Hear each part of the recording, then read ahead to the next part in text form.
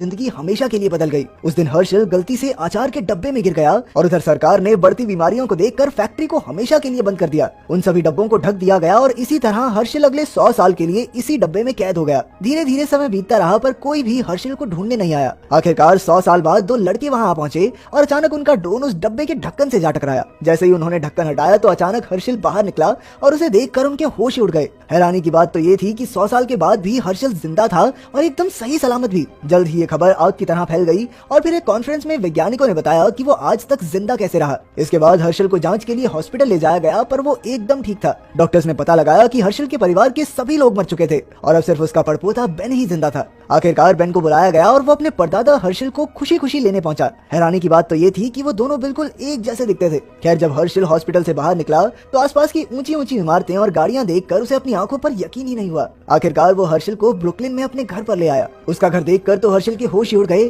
क्योंकि उसने तो अपनी पूरी जिंदगी गरीबी में बिताई थी। बेन ने कहा कि वो जब तक चाहे तब तक यहाँ रह सकता है, लेकिन हर्षल उस पर बोझ नहीं बनना चाहता था। खैर, बाद में बेन ने उसे सेल्जर वाटर पिलाया जो हर्षल के जमाने में सिर्फ अमीर लोग ही पी सकते थे। उसे पीकर तो हर्षल काफी ज्यादा खुश हो गया। फिर बेन ने एलेक्सा से कहकर एक पुराना गाना बजाया और दोनों मस्ती में नाचने लगे।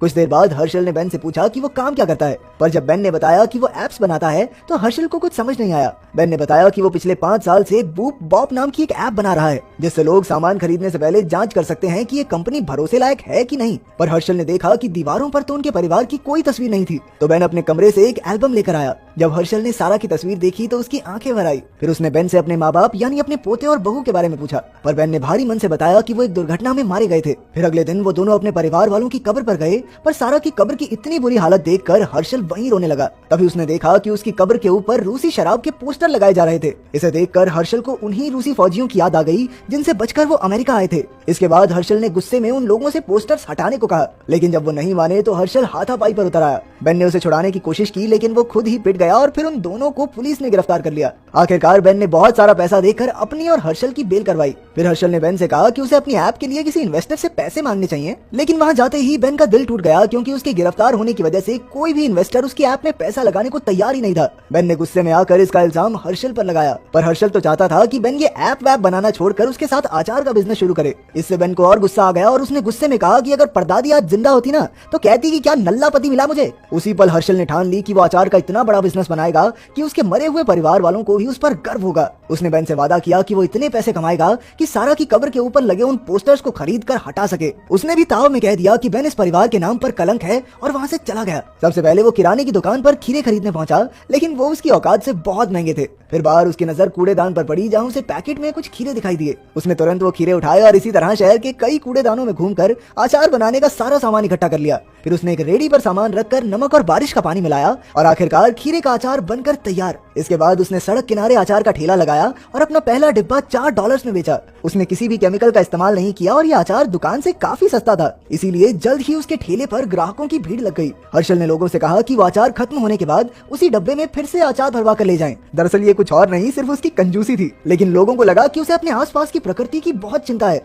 देखते ही देखते लोगों ने उसके बिजनेस के बारे में सोशल मीडिया पर डालना शुरू कर दिया और जल्द ही उसके इतने कस्टमर बढ़ गए कि उसने सोचा ही नहीं था। उधर बेन अपनी ऐप के काम में आगे नहीं बढ़ पा रहा था और जब उसे हर्षल के नए बिजनेस की खबर मिली तो वो जल उठा। एक दिन उसने हेल्थ डिपार्टमेंट में फोन करके शिकायत कर दी कि हर्षल अपना अचार कूड़ेदान से उठाए सामान से बनाता है। फिर अगले ही दिन हेल्थ डिपार्टमेंट ने उसका ठेला बंद कर दिया और उसे $12,000 का जुर्माना भरना पड़ा। अब उसके पास कुछ नहीं बचा था, पर तभी उसके 2 ग्राहकों ने उसे सलाह दी कि उसे कुछ इंटर्न्स काम पर रख लेने चाहिए, उन्हें पैसे भी नहीं देने पड़ेंगे और काम भी हो जाएगा। इससे हर्षल की उम्मीद फिर से जाग उठी। हालांकि उसे लग रहा था कि ये तो गुलामी जैसा सा काम हो गया कि काम भी पूरा ले रहे हैं और पैसे भी नहीं मिल रहे, लेकिन फिर भी बिजनेस चलाने के चक्कर में उसने कुछ इंटर्न्स को काम पर रख लिया। जल्द ही वो हेल्थ डिपार्टमेंट के नियमों के मुताबिक अचार बनाने लगे और हेल्थ डिपार्टमेंट ने उसके बिजनेस को हरी झंडी दे दी। फिर अपने इंटर्न्स की मदद से हर्षल ने अपना बिजनेस फिर से खड़ा किया और आखिरकार उसके पास पोस्टर खरीदने लायक पैसे इकट्ठा हो गए। उधर बेन को पता चला कि जिस इन्वेस्टर के पास वो गया था अब वो हर्षल के बिजनेस में पैसा डालना चाहते हैं। तभी हर्षल वो पोस्टर लेकर अपनी जीत का जश्न मनाने बेन के घर आ पहुंचा। हर्षल बेन की मदद करना चाहता था क्योंकि आखिरकार वो ही तो एक दूसरे के सगे हैं, पर बेन को उससे कोई वास्ता नहीं रखना था।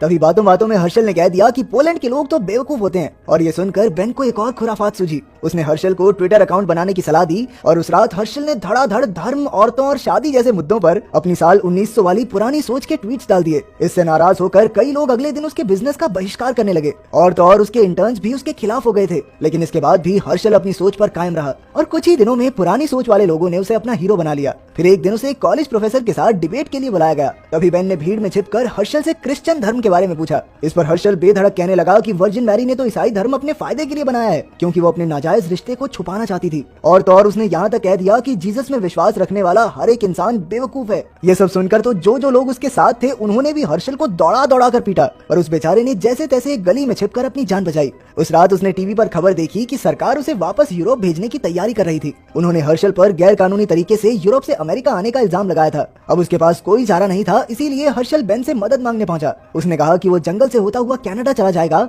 और वहां अपना बिजनेस शुरू करेगा। आखिरकार बेन भी उसकी मदद करने को राजी हो गया और अगले दिन वो दोनों जंगल के रास्ते कनाडा में घुसने के लिए निकल पड़े। पर रास्ते में बेन को चोट लग गई तो हर्षल ने अपने कपड़े का हिस्सा फाड़कर उसके जख्म पर लगाया और रात की ठंड में उसे गले लगाकर सो गया। हर्षल के दिल में अब भी बेन के लिए उतना ही प्यार था। फिर अगली सुबह वो कनाडा की सरहद तक पहुंच गए, पर तभी अचानक उन्हें फौजी दिखाई दिए, इसीलिए उन्हें तुरंत छिपना पड़ा। अब बेन को हर्षल के लिए बुरा लग रहा था, इसीलिए उसने सब सच बता दिया कि उसने ही हर्षल से वो ईसाई धर्म वाला सवाल पूछा था ताकि हर्षल का धंधा चौपट हो जाए। बेन ने उससे माफी मांगी, पर हर्षल ने तो गुस्से में उसके मुंह पर मुक्का मार दिया। इससे बेन वहीं बेहोश हो गया और यही हलचल सुनकर फौजी उनकी ओर बढ़ने लगे। अब हर्षल तुरंत छिप गया और उसने बेन के बैग से उसका रेजर और कपड़े निकाले। कुछ ही पलों में उसने दाढ़ी काटकर बेन का भेष बना लिया और फौजियों को चकमा देकर निकल गया। उधर जब फौजियों को बेन मिला तो उन्होंने उसे हर्षल समझकर गिरफ्तार कर लिया। इसके बाद बेन पर मुकदमा चलाया गया, पर बेन की कहानी पर किसी को विश्वास नहीं था। आखिरकार असली हर्षल की जगह उसे ही वापस यूरोप में एक गाँव में छोड़ दिया गया। यहाँ बेन बिल्कुल अकेला पड़ गया, क्योंकि कोई भी अंग्रेजी नहीं बोलता था। आखिरकार वो चलते चलते यहूदियों के मंदिर में आ पहुंचा। वहीं दूसरी ओर हर्षल को अपने पड़पोते के लिए बहुत बुरा लग रहा था। वो बेन के घर गया और वहाँ रखी पुरानी तस्वीरों को देखने लगा। तभी अचानक उसे एक ड्राइंग मिली जो बेन ने बचपन में बनाई थी। बेन ने अपने माता पिता को बूप और बॉब नाम दिए थे। तब जाकर हर्षल को एहसास हुआ कि बॉब अपने माता पिता के नाम पर ही वो ऐप बना रहा था। उसे समझ आया कि वो उनसे कितना प्यार करता है और हर्षल बिना बात ही उसे अपने परिवार पर कलंक समझता रहा। अब उसने खुद यूरोप जाकर बेन को वापस लाने का फैसला किया। उधर मंदिर में लोगों ने बेन को अपने मरे हुए परिवार वालों को श्रद्धांजलि देने को कहा, जिससे बेन काफी भावुक हो गया। पर तभी हर्षल वहां आ पहुंचा और उसने बेन से दिल से माफी मांगी। उसने कहा कि बेन के माँ बाप को जरूर उस पर नाज होगा। आखिरकार बेन मान गया और वो दोनों एक तालाब पर घूमने गए, जहां हर्षल और सारा 100 साल पहले जाया करते थे। यहाँ उन दोनों ने मिलकर फिर से अचार का बिजनेस खोलने का फैसला किया और बेन ने बिजनेस के लिए वेबसाइट बनाने का जिम्मा